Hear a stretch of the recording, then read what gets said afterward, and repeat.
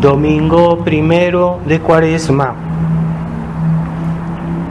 Lectura de la epístola del apóstol San Pablo a los Corintios. Hermanos, os exhortamos a que no recibáis en vano la gracia de Dios, porque Él dice: en tiempo aceptable te oí, y en el día de la salvación te socorrí. Sabed que este es el tiempo favorable, este es el día de salvación. A nadie demos ocasión de escándalo, para que no sea vituperado nuestro ministerio. Antes, acreditémonos como ministros de Dios en mucha paciencia, en tribulaciones, necesidades, angustias, azotes, cárceles, tumultos, fatigas, vigilias, ayunos, en la castidad, en la ciencia, con longanimidad, suavidad con el Espíritu Santo, con caridad no fingida, con palabras de verdad, con fortaleza de Dios, con las armas de la justicia ofensivas y defensivas, por gloria y por afrenta, por infamia y por buena fama, como impostores pero veraces, como desconocidos pero conocidos, como muertos pero veis que vivimos, como atormentados pero no muertos, como tristes mas siempre alegres, como pobres aunque enriqueciendo a muchos, como que nada tenemos y todo lo poseemos. Continuación del Santo Evangelio según San Mateo. En aquel tiempo fue conducido Jesús por el Espíritu al desierto, para que fuese tentado por el diablo. Y habiendo ayunado 40 días y 40 noches, después tuvo hambre. Y acercándose el tentador le dijo: si eres el Hijo de Dios, di que estas piedras se conviertan en pan. Mas Jesús respondió: escrito está, no solo de pan vive el hombre, sino de toda palabra que sale de la boca de Dios. Entonces le llevó el diablo a la santa ciudad, y púsole sobre el pináculo del templo, y le dijo: si eres Hijo de Dios, échate abajo, porque escrito está que a sus ángeles te encomendó, y en palmas te llevarán para que no te lastimes tu pie con alguna piedra. Replicóle Jesús: también está escrito, no tentarás al Señor tu Dios. De nuevo le subió al diablo a un monte muy alto y le mostró todos los reinos del mundo y la gloria de ellos, y le dijo: todo esto te daré si postrándote me adorares. Díjole entonces Jesús: vete, Satanás, porque escrito está, al Señor tu Dios adorarás, y a Él solo servirás. Entonces le dejó el diablo, y al punto se acercaron los ángeles y le servían.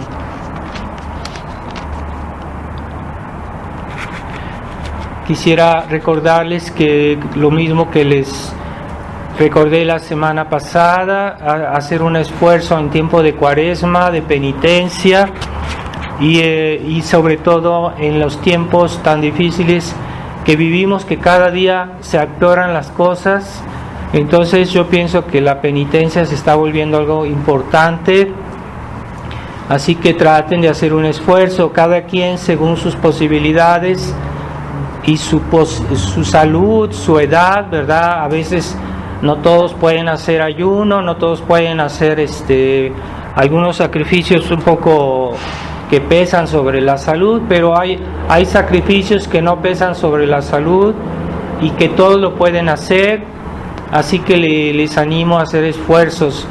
Y yo pienso que hoy más que nunca las recomendaciones de Nuestra Señora de Fátima son más vigentes, así que es un consejo, pero pienso que tiene mucha validez, es decir, que hay que decir más el rosario, y si yo aconsejo con más entusiasmo de decir los 15 misterios del rosario todos los días. Si uno se organiza, uno los puede hacer, incluso cuando uno está en el auto, hay trabajitos o hay cosas que no son muy absorbentes y que al mismo tiempo uno puede estar haciendo algo y rezando el rosario, pues aprovechar esos pequeños momentos durante el día y uno dice un misterio del rosario aquí, otro misterio allá, y poco a poco va completando su rosario completo.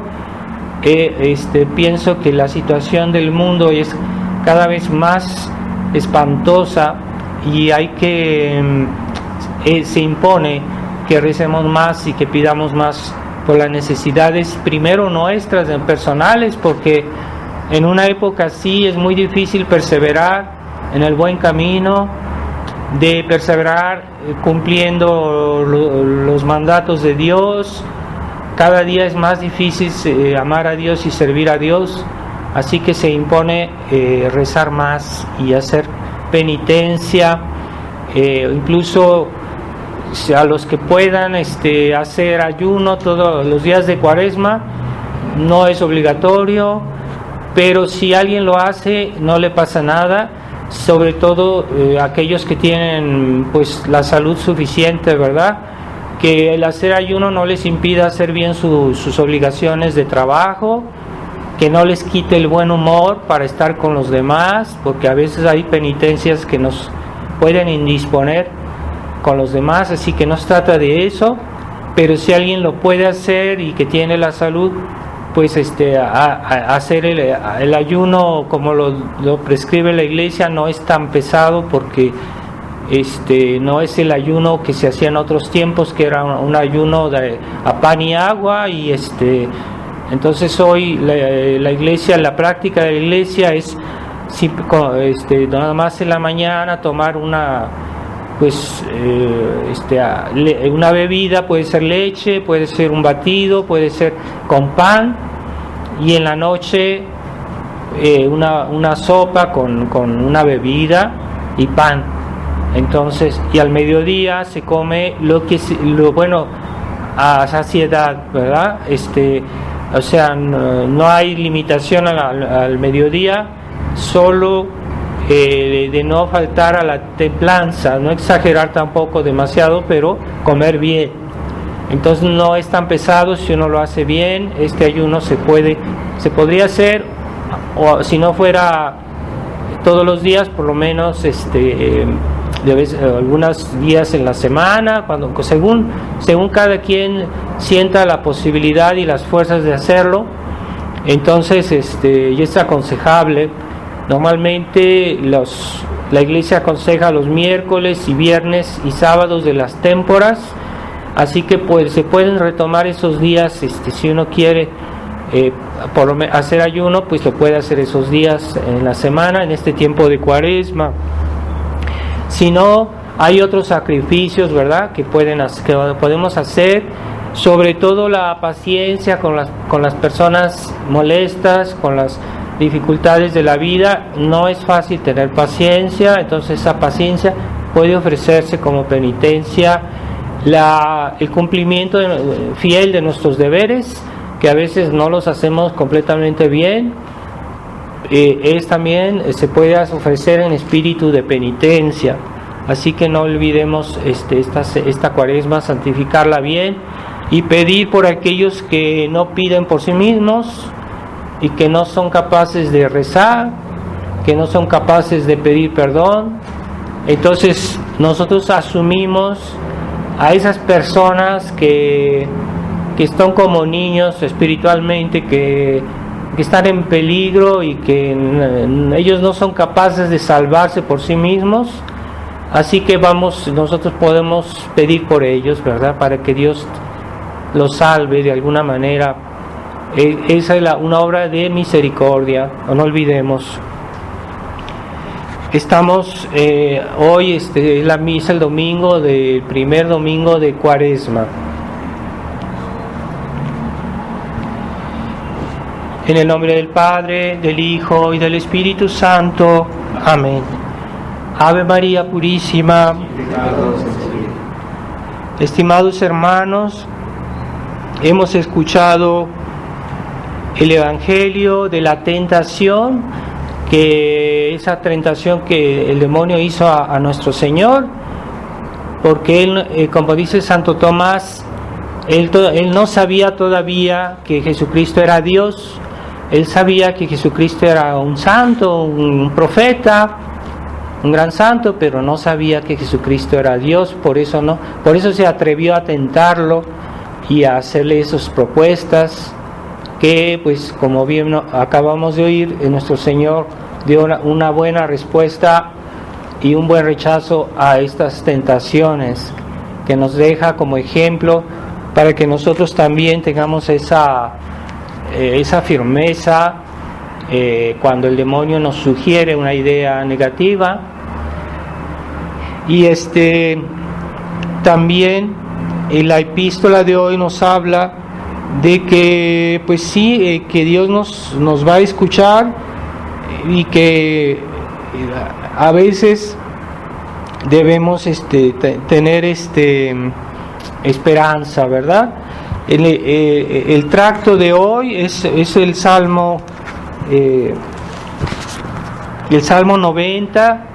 Ese no lo leo en español, pero ustedes lo pueden leer en su misal. Es muy hermoso porque es el Salmo de la esperanza, es el Salmo de la confianza, y que en nuestra época es muy importante tener una idea clara de lo que es la esperanza cristiana, que también, como todas las virtudes cristianas, ha sido deformada y mal entendida hoy por los cristianos e incluso por los sacerdotes modernos, que enseñan un evangelio deformado, y así ellos enseñan todas las virtudes que les dan otro sentido, que no es el sentido realmente cristiano, a comenzar por la fe, que ya en varias ocasiones he hablado de por qué la fe puede estar deformada y que es importante, pero también la caridad, ¿verdad? Y si hay una concepción falseada de la fe, entonces la caridad, como está fundamentada en la fe, pues forzosamente también va a ser deformada.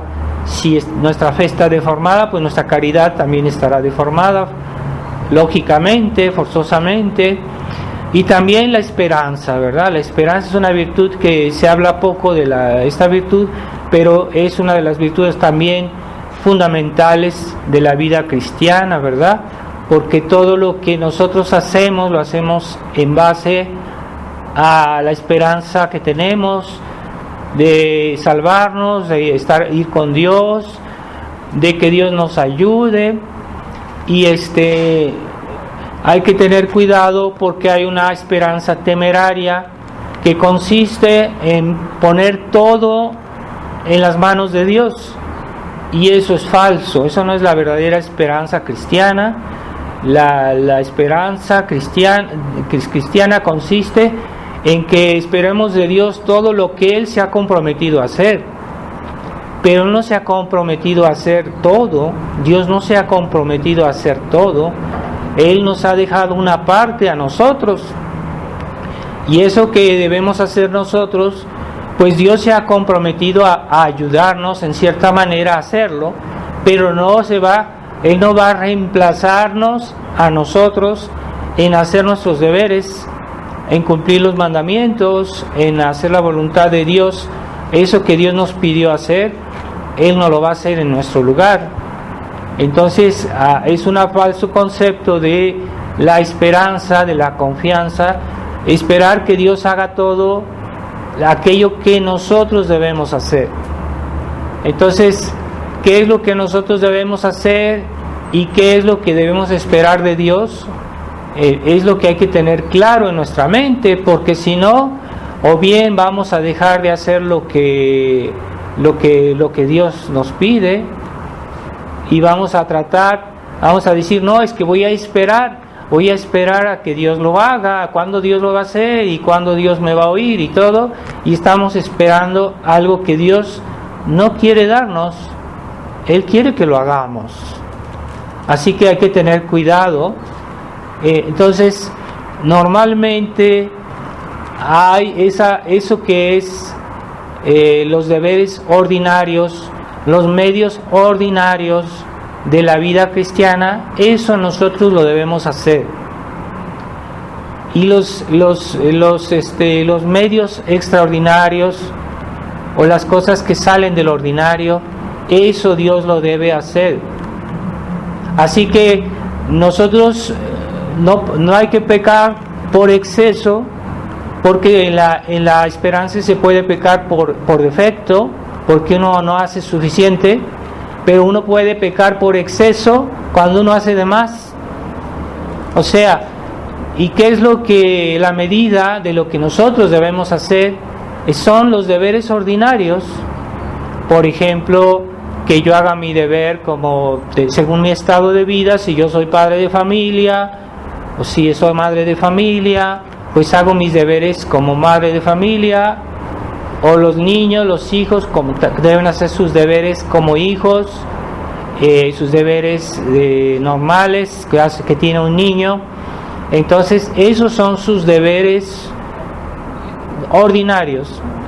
Es lo que es normal que una persona haga y que a todos nos corresponde nuestra vida según nuestro estado de vida y nuestras posibilidades.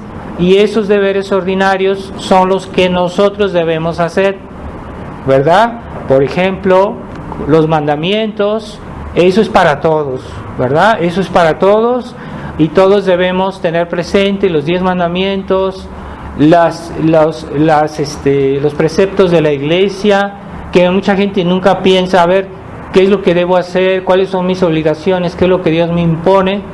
Están siempre así, a ver qué pasa.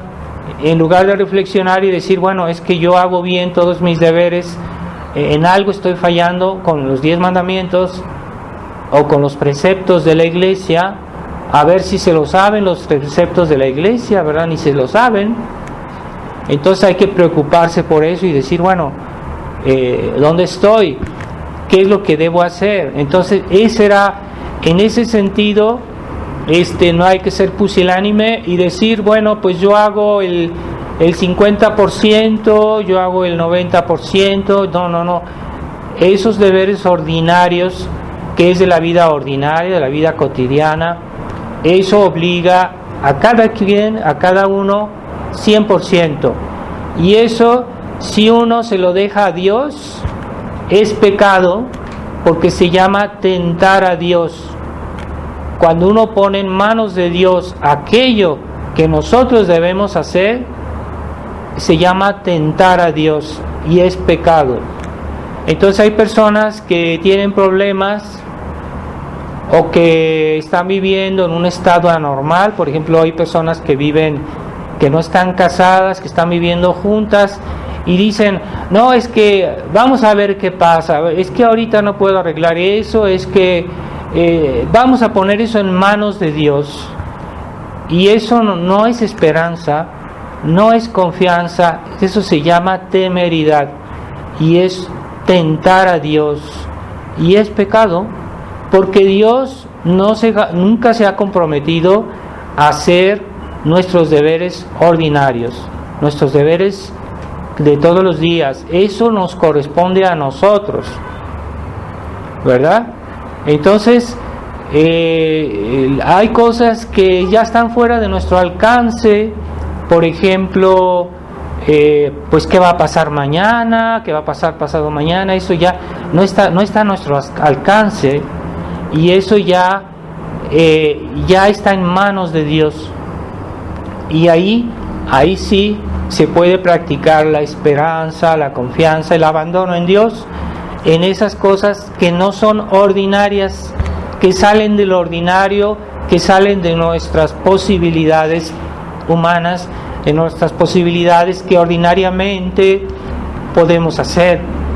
En ese sentido, ahí practicamos la esperanza y dejamos las cosas en manos de Dios. Lo que sale de lo ordinario está en manos de Dios, ¿verdad? Entonces no debemos, hay personas que son muy voluntarias, que son voluntaristas y quieren prever todo absolutamente en el futuro y quieren hacer todo. Y ahí es pecar contra la esperanza por exceso, no por defecto. O sea, no es que no hagan, sino que hacen demasiado. Y hay cosas que no dependen de nosotros, que están en manos de Dios. ahí sí hay que practicar la esperanza. Entonces yo hago lo que yo puedo según mis fuerzas ordinarias y lo demás se lo dejo a Dios. O sea que nosotros con nuestras fuerzas humanas no podemos abarcar todo, es imposible. Y entonces le dejamos a Dios aquello que supera nuestras fuerzas o nuestros medios, lo ponemos en manos de Dios. No quiere decir que muchas veces no debamos ser prever un poquito el futuro. Por ejemplo, si una persona tiene su salario y le dan su sueldo al fin de semana y después él lo gasta en un día y dice, no, es que yo pongo en las manos de Dios los otros días de la semana, pero hoy me voy a gastar todo mi salario, todo mi sueldo. Eso no está bien, porque debemos tener un sentido del futuro en la medida que es razonable y que nosotros lo podemos prever. En ese sentido no es faltar a la esperanza, pero debemos usar la cabeza, porque dentro del orden de Dios, el orden ordinario, debemos usar la cabeza y reflexionar. Entonces hay personas que son negligentes y no se esfuerzan en pensar, y después dicen, ay, ¿por qué me pasó esto? ¿Por qué me tuve este contratiempo? Pues, es que Dios no me ayudó. No es verdad. Es que tú no pensaste, no usaste tu inteligencia como debe ser, y eres negligente, no has pensado. Entonces eso también forma parte de los medios ordinarios que debemos poner en obra nosotros todos los días, reflexionar. Es que si yo digo a fulanito, le digo un comentario, le digo algo, es que eso puede tener consecuencias buenas o malas. Entonces yo debo pensar antes de decírselo, debo reflexionar, porque hay personas que hablan siempre a lo que venga y nunca piensan antes de hablar, y a veces dicen cosas y después se extrañan de que eso que ellos dijeron tuvo malas consecuencias. Entonces esa gente que no habla sin pensar, o que es chismosa, o que es no sé, aunque no fuera por chisme, puede ser por otras razones, que uno diga algo que pueda tener consecuencias. Así que a veces hay consecuencias que uno puede evitar y que no son necesarias, ¿verdad? Entonces hay que tener cuidado, y en ese sentido nosotros debemos preocuparnos un poquito por el futuro, ¿verdad? Como los padres que tratan de asegurar el futuro de sus hijos cuando les dan estudios, cuando los alimentan, cuando les dan consejos, pues están previendo el futuro, pero en la medida que ellos lo pueden hacer como hombres, entonces forma parte de las cosas ordinarias que podemos hacer, porque es normal, porque es lo común y lo que está en nuestros medios. En ese sentido, Dios no tiene por qué reemplazar nuestra prudencia, la que debemos tener nosotros en las cosas. Y cuando nosotros cometemos un error y vemos que eso que dijimos, eso que hicimos, tuvo una consecuencia negativa, pues debemos decir, bueno, corregir, ¿verdad? Y decir, bueno, me equivoqué, pero ya la próxima vez no lo voy a hacer, o lo voy a hacer de otra manera. Y así uno va corrigiendo. Eso forma parte de la vida humana, y eso forma parte de lo que nosotros debemos hacer. No hay que decir, es que Dios me va a ayudar, entonces yo gasto mi dinero sin pensar, yo hablo sin pensar, yo actúo sin reflexionar a lo que venga, y no uso mi cabeza. Pues eso no es la voluntad de Dios. Dios quiere que usemos todos nuestros talentos, no solo la buena voluntad. Hay personas que piensan que todo es cuestión de buena voluntad, de entusiasmo, de ser buena gente. No es cierto. Dios también nos dio la inteligencia y quiere que la usemos. No hay que ser exclusivos y decir, no, todo es cuestión de buena voluntad. No es cierto.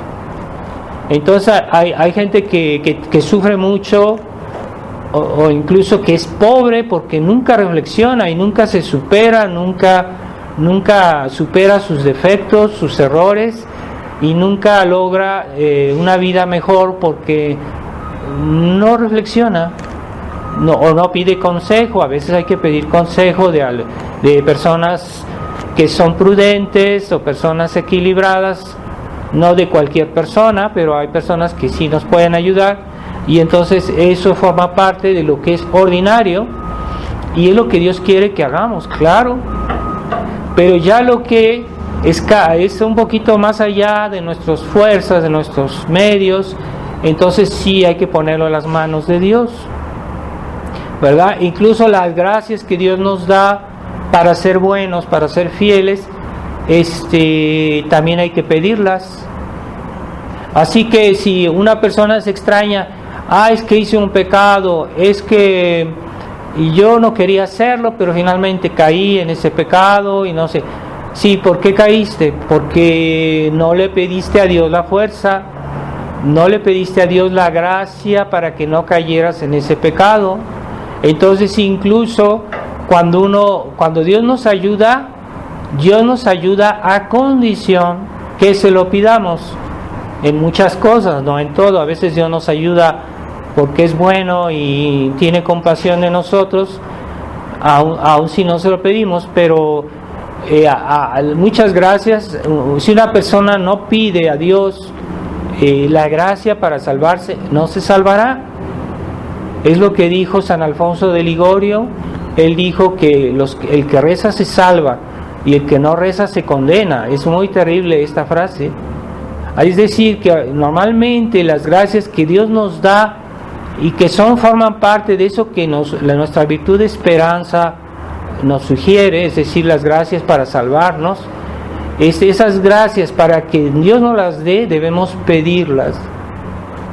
Y si no las pedimos, no nos vamos a salvar, porque toda gracia también está ligada a la oración, al punto que San Alfonso dijo: el que reza se salva y el que no reza se condena.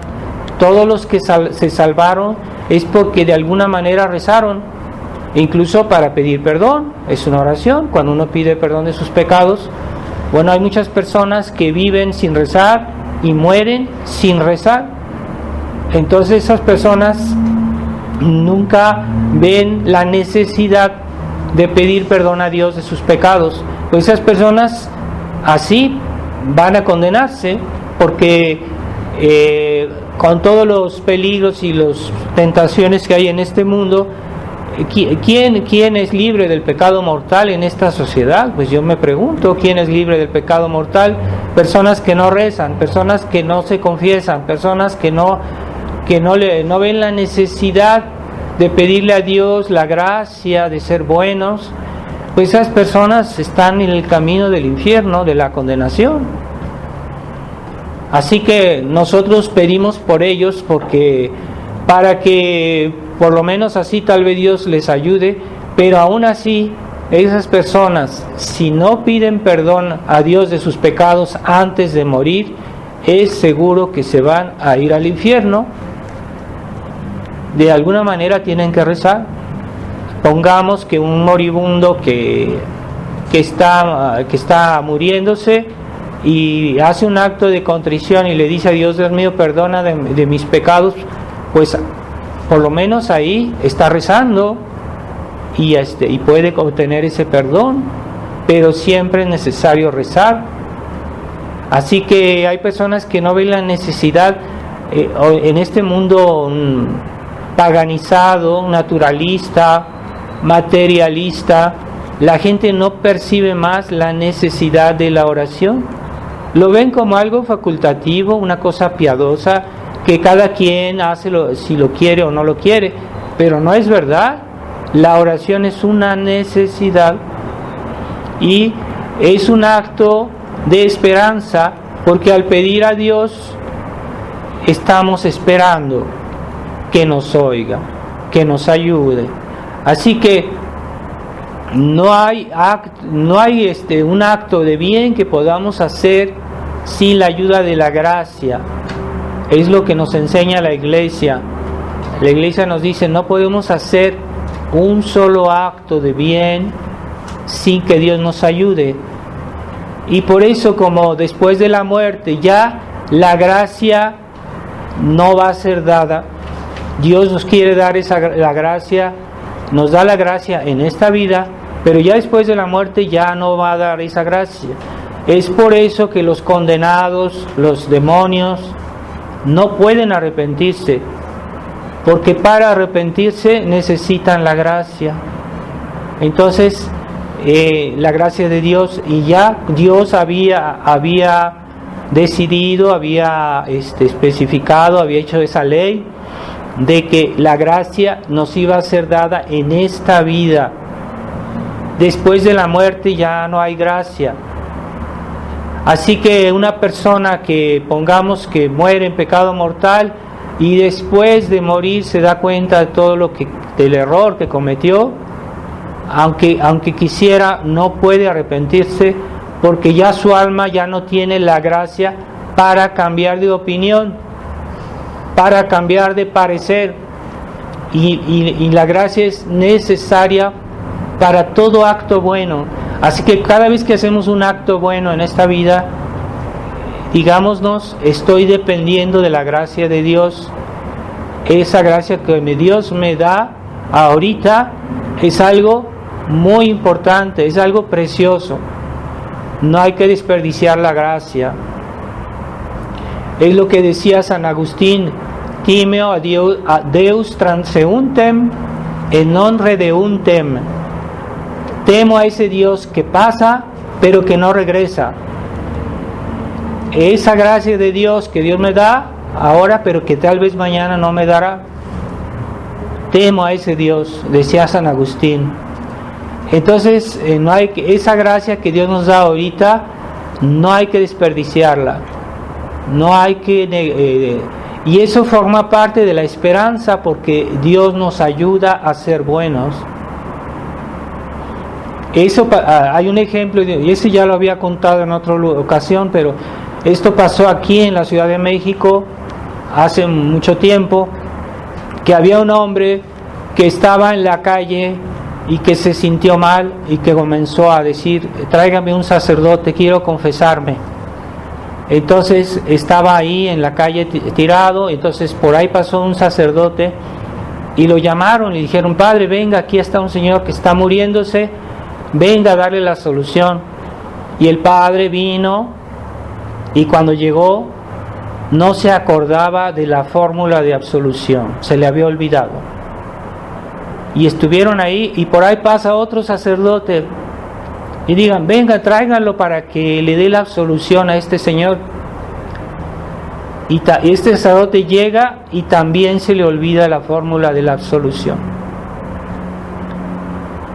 Y están ahí inquietos, él pidiendo un sacerdote, y por fin pasa otro sacerdote por ahí, por casualidad, y este sacerdote llega, y cuando está delante del moribundo también se le olvida la fórmula de la absolución.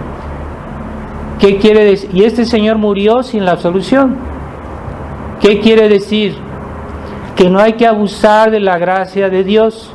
A veces en nuestra vida Dios nos presenta muchas oportunidades para ser buenos, pero el católico negligente, perezoso, dice: no, después, al cabo Dios es bueno y Dios me va a esperar, y yo me voy a dar mis libertades, voy a abusar un poquito de la paciencia de Dios y así me la llevo.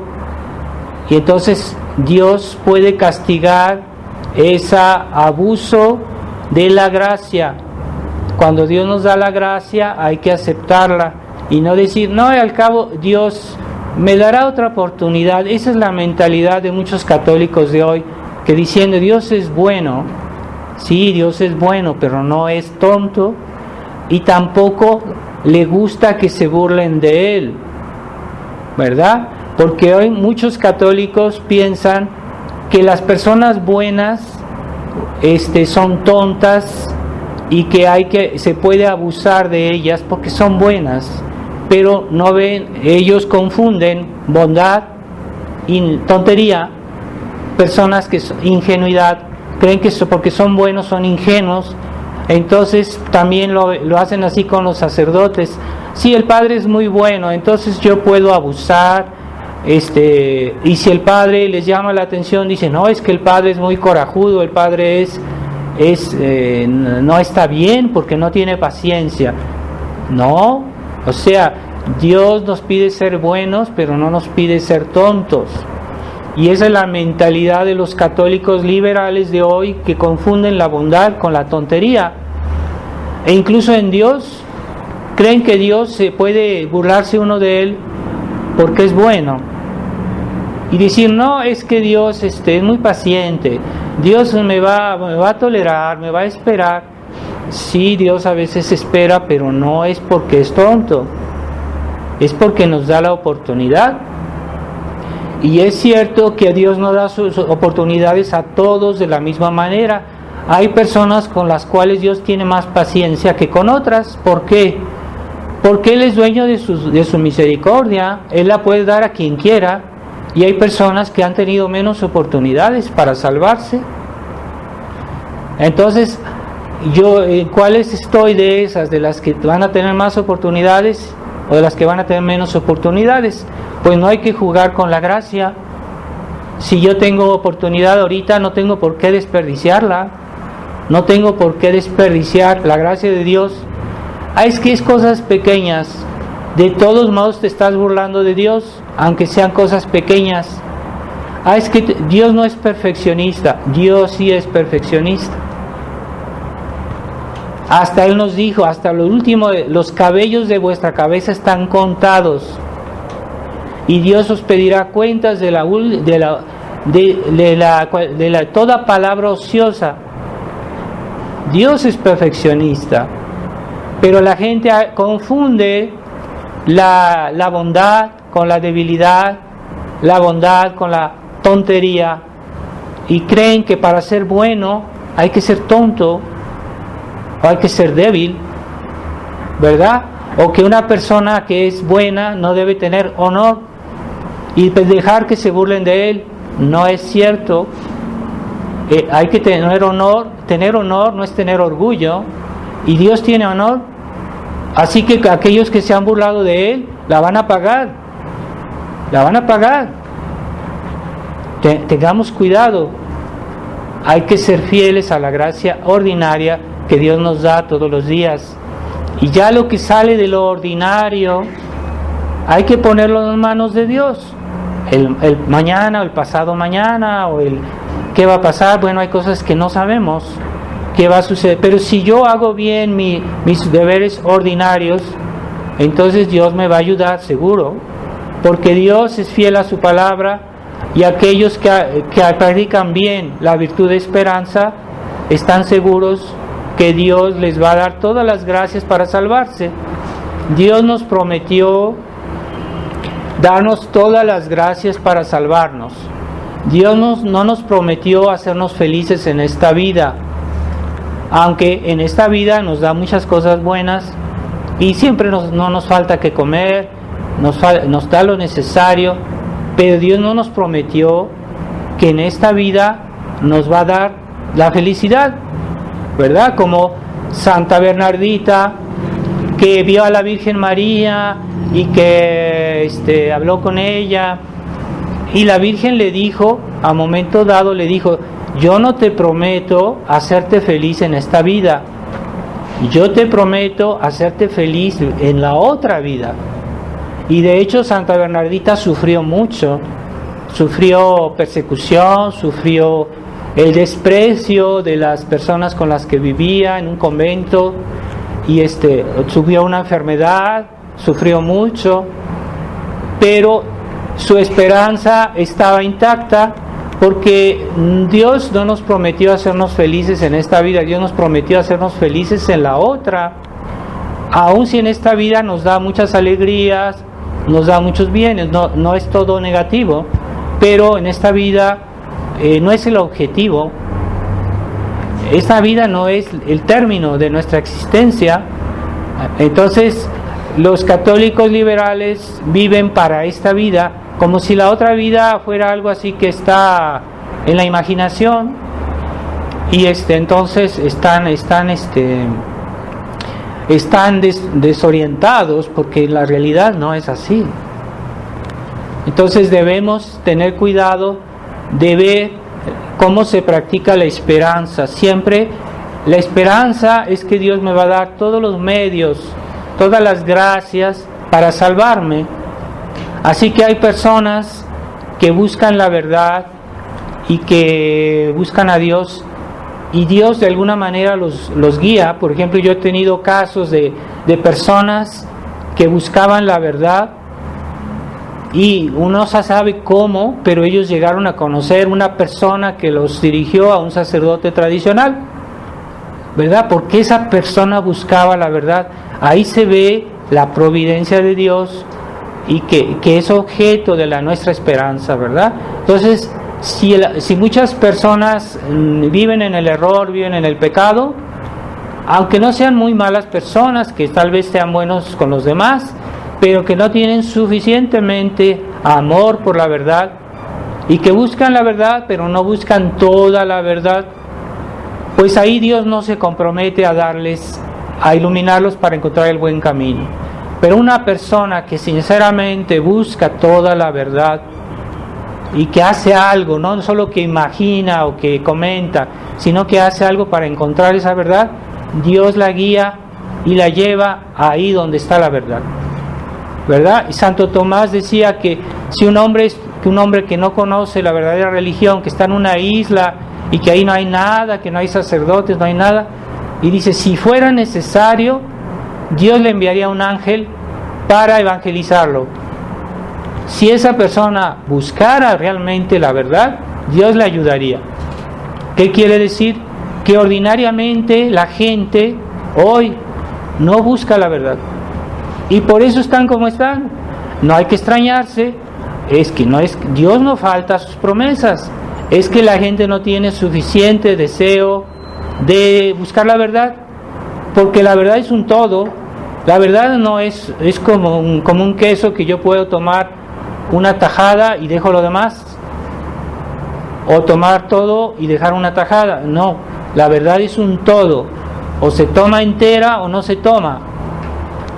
Así es. Entonces Dios quiere que busquemos la verdad, y Dios ayuda a esas personas, a las personas que buscan la verdad. Y hay un ejemplo que pasó en la fraternidad.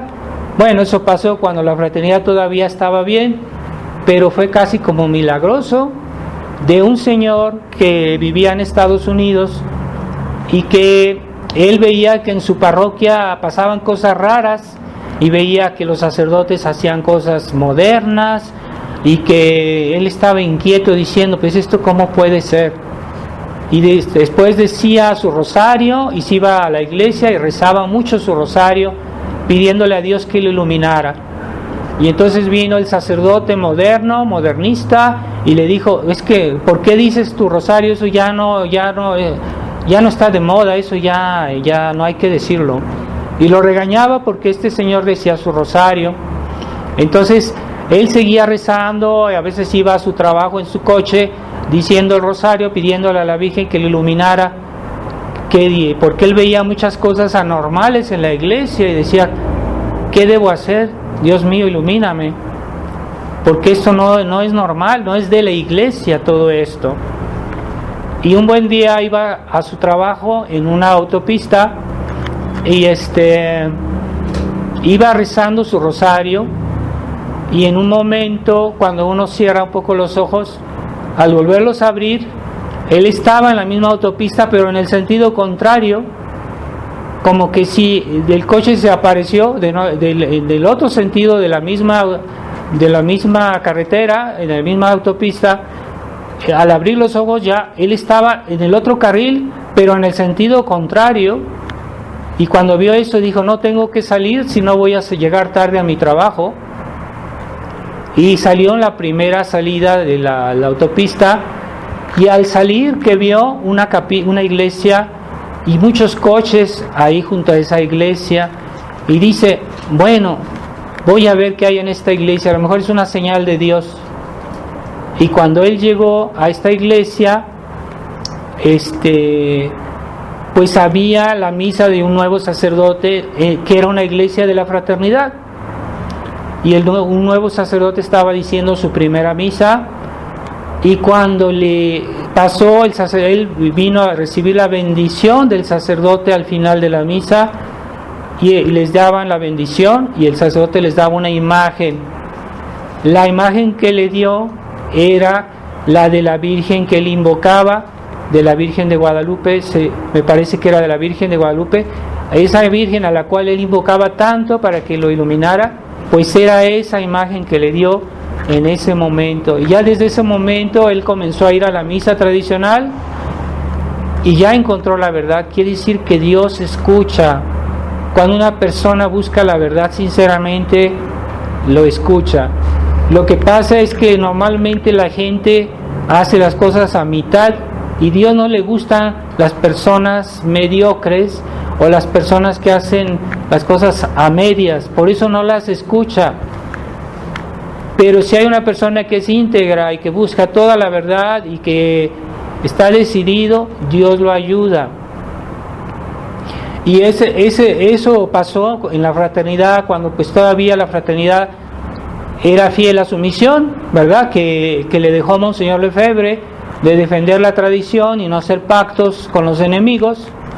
Y ahora pues la fraternidad está ya tomando otra dirección, y por eso y ahí está también el problema de la esperanza, porque particularmente Monseñor Fele y el padre Schmidberger consideraron que había que tratar de hacer las cosas no como los medios ordinarios que Dios nos da, es decir, ¿cuáles son los medios ordinarios que tenía la fraternidad? Pues son todo eso que Monseñor Lefebvre nos dejó como herencia, el sacerdocio, la misa, los sacramentos, todos los medios ordinarios que posee la Iglesia para santificar las almas, pues los tenía la fraternidad. Pero ellos creían o pensaban, Monseñor Fele, que la fraternidad tenía la misión absolutamente, inevitablemente, de convertir al Papa de su modernismo. Entonces pensaban que tenía que ser forzosamente a la fraternidad, y que tenían que ellos de alguna manera convertir a Roma, y que acercarse a Roma y hacer pactos con Roma, hacer una apertura a Roma.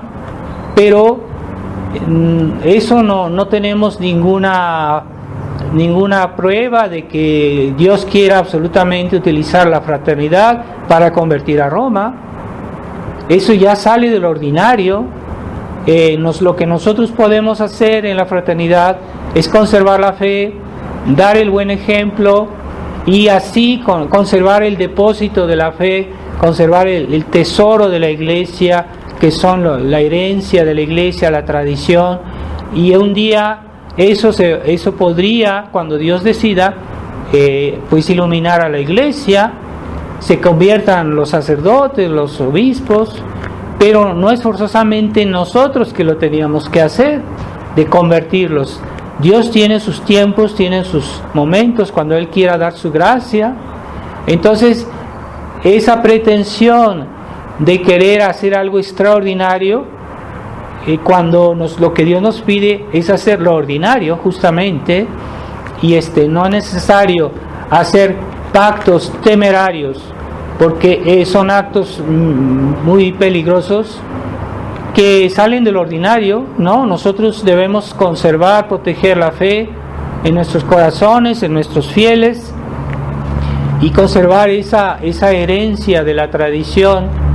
Y eso un día va a dar su fruto, nuestro ejemplo, pero no es por nuestras fuerzas que Dios va a dar una gracia realmente extraordinaria de la conversión del Papa, la conversión de los obispos modernistas.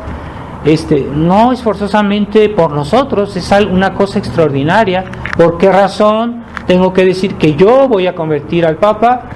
Es pretencioso, es arrogante, es una gracia muy grande que no es dado a cualquier mortal de hacer eso. Entonces ellos quieren a fuerza acercarse a Roma, y que por la pura fuerza de su persuasión que van a convertir a Roma. No es verdad, eso es algo que es fuera de lo ordinario. Ni los santos a veces tenían ese tipo de presunción. Entonces es por eso que al salir de lo ordinario, que eso es la esperanza, que también cuando nosotros cumplimos bien nuestros deberes ordinarios, que es de conservar la fe, entonces Dios nos va a dar la gracia primero de la perseverancia, que es la gracia de las gracias, y si Dios quiere nos puede conceder la conversión de mucha gente, o incluso de la iglesia que está hoy ocupada por los modernistas. Entonces ciertamente hay que pedir por ellos, ciertamente hay que dar el buen ejemplo, pero no soy forzosamente yo que los va a convertir, porque eso sale del ordinario y ya es tentar a Dios de creer que una gracia tan grande como es la de la conversión de los hombres de iglesia, que están imbuidos en modernismo, no es algo realmente difícil, que no está a nuestro alcance. Tendría que Dios intervenir de una manera más directa. Monseñor Lefebvre hizo la tentativa, pero esa tentativa él vio bien que no llegó a su término, y al final de su vida dijo: bueno, pues ahora ya no vamos a alejarnos de Roma y esperar. Esas fueron sus últimas directivas de Monseñor Lefebvre.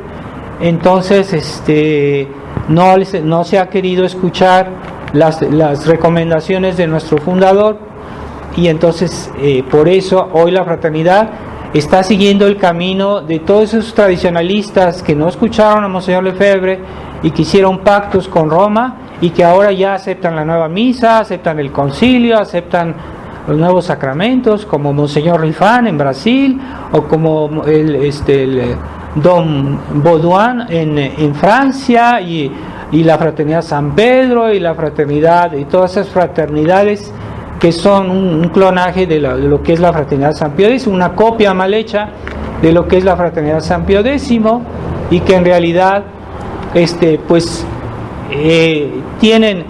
han imitado la obra de Monseñor Lefebvre. A él le deben todo también ellos, pero ellos aceptan el concilio, aceptan la nueva misa. Entonces, ¿qué sentido tiene desobedecer a Roma si al fondo se la va a obedecer en lo que es fundamental, el combate por la verdadera fe, y por ejemplo por la verdadera misa? Que la misa esté en segundo lugar. Nuestro combate es primero por la doctrina de la fe. Entonces hoy muchos tradicionalistas insisten demasiado en la cuestión de la misa, que es fundamental, pero es secundario. Lo que es más importante es la preservación de la herencia de la fe, del depósito de la fe, de herencia de la tradición de la iglesia que nos viene desde Jesucristo por los apóstoles y todos los papas y obispos de la historia. Nos viene la tradición de la iglesia, y eso no es cambiable, no se puede modificar. Aunque el Papa Francisco ya quiera dar las órdenes del sacerdocio a las mujeres, eso es contrario a la voluntad de Jesucristo, y por lo mismo es inválido. Esas órdenes menores que se le dan a las mujeres ahorita, que ya las permitió el Papa Francisco, son inválidas, no tienen ningún valor. Aunque se respetara toda la ceremonia, toda la forma, no vale, porque Jesucristo, Él quiso que el sacerdocio solo fuera conferido a hombres. Entonces, si hay alguna feminista que le vaya y le pregunte a Jesucristo por qué decidió eso, porque ni el Papa puede tocar lo que Jesucristo hizo. Hay cosas que Jesucristo dejó a la elección de sus representantes, pero hay cosas que él especificó que ya no puede, ni el Papa las puede modificar, ¿verdad? Entonces ahí está lo que hay que comprender para no equivocarse. Entonces, cuando nosotros salimos de lo que Dios nos indicó de nuestros deberes ordinarios, ya está clarificado, porque Dios nos lo clarificó, nos lo dijo, eso no cambia. De la conservación de la fe, la conservación de la tradición, eso forma parte de lo que es ordinario en la iglesia, lo que nunca cambia, lo que sí, y que nosotros debemos simplemente seguir y simplemente conservar. Eso forma parte de nuestros deberes ordinarios. Pero hay gracias extraordinarias que están solo en manos de Dios. Por ejemplo, la Virgen en Fátima dijo que a momento dado Rusia se convertirá. Bueno, sí, pero eso depende de Dios, porque la conversión es una gracia de Dios, no depende de mí, de mí como persona, no, se depende de Dios. Entonces hay que tener la humildad de decir, bueno, es que yo rezo mucho, es que yo hago esto, yo hago aquello. No, la Virgen dijo, si se cumplían estas cosas, si hacían eso que la Virgen pidió para que el Papa consagrara y los obispos consagraran todos juntos a Rusia el corazón inmaculado de María, no lo quisieron hacer los hombres de iglesia por falsa prudencia. Entonces, que hagan lo que quieran, que digan lo que quieran, Rusia no se va a convertir, y no se ha convertido. Pero si se hace eso que dijo la Virgen, Dios tiene todo en sus manos, tiene toda la gracia en sus manos, y Dios puede hacer cosas extraordinarias que salen de lo ordinario, que están más allá de nuestras fuerzas humanas. Aunque yo fuera papa, aunque yo fuera obispo, no, eso no cambia nada, porque eso es algo extraordinario, está en las manos de Dios. Y Dios se compromete que si hubiera hecho esa consagración, Rusia ya se hubiera convertido. Rusia todavía tiene un alma comunista, aunque se haya disfrazado de capitalismo, aunque se haya disfrazado, es un disfraz. Pero Rusia todavía no se ha convertido. Hay muchas personas que piensan que Putin es una persona íntegra. Tal vez Dios en sus planes quiera que más tarde él se convierta, pero ahorita no se ha convertido. Y en Rusia es todavía un comunismo enmascarado, pero hay muchos tradicionalistas que creen que ya Rusia ya se convirtió. No es verdad. Son maniobras, se simula algún cristianismo, pero es para mejor imponer el comunismo. Incluso Stalin a momento dado promovió la religión cuando iba a hacer guerra, cuando necesitaba personas generosas, entonces les dio algo de religión, porque él sabía que la religión es la fuerza que anima a una nación, y por eso él fingió que había un regreso al cristianismo en esa época, pero después otra vez volvió al comunismo completo. Entonces ahorita Rusia no se ha convertido, pero debemos seguir rezando por ella, porque la Virgen dijo que como quiera que sea, a momento dado se va a convertir, pero mientras tanto ella continuará a difundir sus errores por el mundo. Y es cierto que Putin está bien con todos los países comunistas que todavía hay en el mundo. Él está apoyando a Maduro, él está apoyando a Cuba, él está apoyando a Nicaragua, a Ortega, él está apoyando a esos países comunistas. Entonces, si Rusia realmente no fuera comunista, pues no apoyaría a esa gente. ¿Cómo es eso? Entonces, esa gente que está haciendo un mal enorme, por ejemplo en Venezuela, y Rusia los está apoyando, les está dando armamento, les está dando ayuda. Bueno, ¿qué quiere decir? Que Rusia en el fondo sigue siendo comunista, pero han usado un disfraz. El comunismo sigue ahí, es un gobierno autoritario que está disfrazado de capitalismo, como China.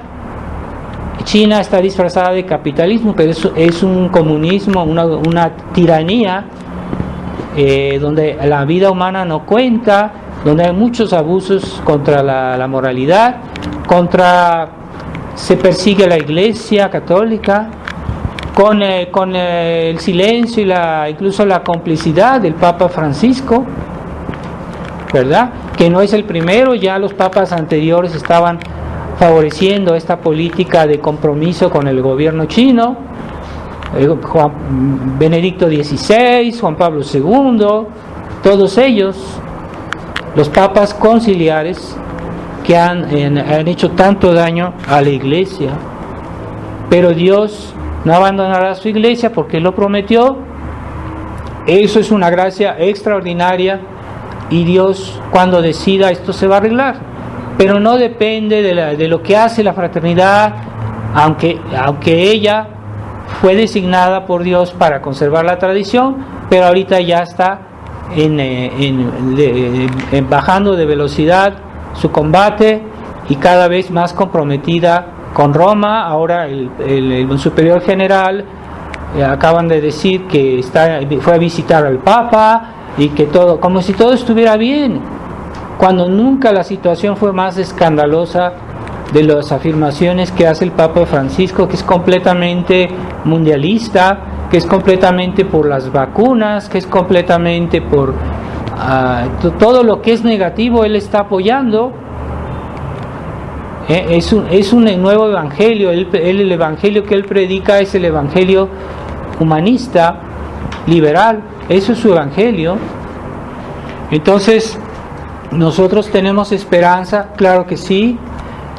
Sigamos haciendo lo que nuestros deberes ordinarios, porque no le dejemos eso en manos de Dios. Eso es ser perezoso y ser negligente y decir, bueno, Dios va a hacer lo que yo tengo que hacer.